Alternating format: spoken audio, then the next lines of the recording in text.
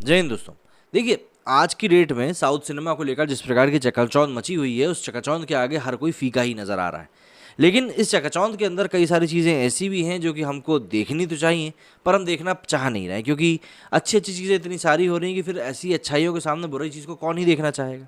लेकिन पिछले कुछ समय में जिस प्रकार का कंपैरिज़न भाषा को लेकर, सिनेमा को लेकर, कंटेंट को लेकर सामने आया है बॉलीवुड और साउथ सिनेमा के बीच में, उसमें कई लोग अभी ये देखना भूल जा रहे हैं कि भाई साउथ सिनेमा भी इस समय एक तरह से घाटे में जा रहा है। खास तौर पर तेलुगु सिनेमा की अगर हम बात करें तो जी हाँ, वही तेलुगु सिनेमा जहाँ से हमको आरआरआर जैसी बड़ी ब्लॉकबस्टर मूवी मिली है।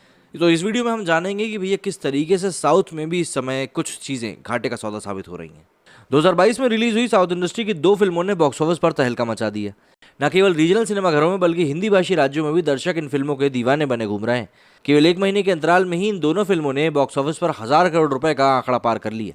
इन फिल्मों में एस.एस. राजमौली की आरआरआर और प्रशांत नील की केजीएफ चैप्टर 2 शामिल है। रामचरण जूनियर एनटीआर की आरआरआर ने वैश्विक स्तर पर करीब 1106 करोड़ रुपए की कमाई करी है, तो यश अभिनीत केजीएफ चैप्टर 2 ने भी 1000 का आंकड़ा पार कर लिया है।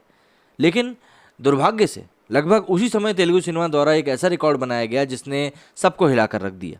दरअसल मार्च महीने से पहले भारतीय सिनेमा की सबसे बड़ी फ्लॉप रणवीर सिंह स्टारर 83 थी, जिसे 80 करोड़ रुपए का नुकसान हुआ था। हालांकि मार्च में प्रभास की राधेश्याम ने ये पदभार संभाल लिया और कथित तौर पर भारतीय सिनेमा के इतिहास में बॉक्स ऑफिस पर 100 करोड़ रुपए से अधिक का नुकसान कमाने वाली ये पहली फिल्म बन गई।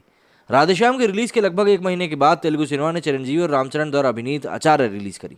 अब रिपोर्ट्स की माने तो आचार्य को बॉक्स ऑफिस पर करीब 80 करोड़ रुपए से ज़्यादा का नुकसान हुआ है और ये तेलुगु सिनेमा की सबसे बड़ी आपदा बन गई है, क्योंकि इसने तेलुगु सिनेमा को सबसे फ्लॉप फिल्मों की लिस्ट में सबसे आगे लाकर खड़ा कर दिया है। अगर हम बात करें सबसे बड़ी फ्लॉप फिल्मों की, तो राधेश्याम को अनुमानित करीब 110 करोड़ रुपए का घाटा हुआ है, आचार्य को करीब 80 करोड़ रुपए का, 83 को करीब 80 करोड़ का, बॉम्बे वेलवेट को 70 करोड़ का और मोहनजोदाड़ो जिसमें कि ऋतिक रोशन थे उस मूवी को करीब 55 करोड़ रुपए का घाटा हुआ है। तो बात वही आ जाती है कि इस समय जो चकाचौंध हम लोग देख रहे हैं उस चकाचौंध में कुछ चीज़ें ऐसी भी हैं जिनको कि हम लोग इग्नोर कर रहे हैं, लेकिन उनको इग्नोर किया नहीं जाना चाहिए, क्योंकि देखिए नुकसान तो नुकसान होता है, फिर भले ही वो अच्छाई के अंदर हो या बुराई के अंदर हो। और यहाँ पर 100 करोड़ रुपए का नुकसान, मतलब आप खुद ही ज़रा समझिए कि ये कितना बड़ा नुकसान है। जहाँ एक तरफ आचार्य को शुरुआत में काफ़ी अच्छी ओपनिंग मिली थी, लेकिन बाद में धीरे धीरे निरंतर वो नीचे की तरफ ही जाती जा रही है।